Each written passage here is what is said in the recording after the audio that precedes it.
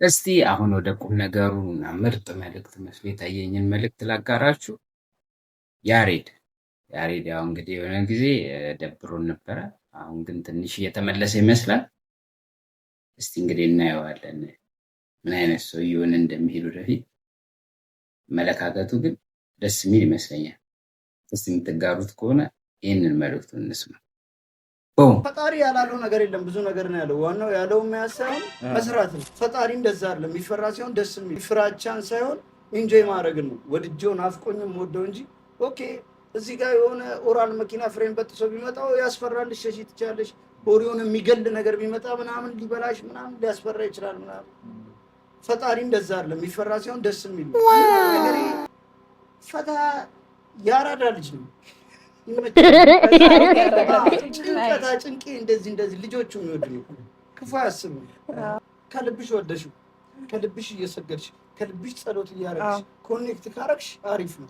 ኮኔክት አርገሽ ግን ሰዓቱ ደርሷል ብዬ ወይ ደግሞ ጸሎት ምናምን ቶሎ ብዬ በዚህ ሰዓት መጸለይ ያለብኝ ሽምድድ ለማድረግ ሳይሆን በደንብ የሚለውን ነገር ፊል እያረግኩ ካረግኩት ኦልሬዲ በቃ በውስጥ ያለ ማለት ነው።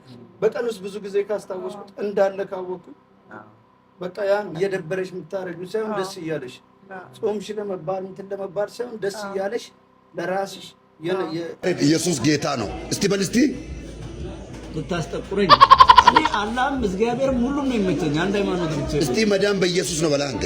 ኧረ መዳን በኢየሱስ ነው። ኢየሱስ ጌታ ነው በል። ኢየሱስ ጌታ ነው። መዳን በል እስቲ። መዳን እውነት ህይወት ኢየሱስ ነው። ኢየሱስ ነው።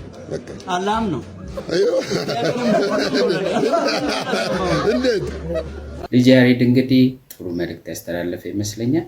ከልጅነታችን ጀምሮ አስተዳደጋችን እግዚአብሔርን ስለመፍራት የሆነ ስለሚያስፈራ ነገር አድርጎ የተሳለብን ስዕል አለና እሱን ማስተካከል ያለብን ይመስለኛል። እግዚአብሔርን መፍራት ማለት የመጨረሻው ፍቅር፣ ከዛ ሰዎችን እርስ በርስ መዋደድ አድርጎ ያሰረው ይመስለኛል እና እዛ ላይ ብናተኩር ብዙ ነገሮቻችን የሚስተካከሉ ይመስለኛል። አመለካከቱ ግን ተመችቶኛል።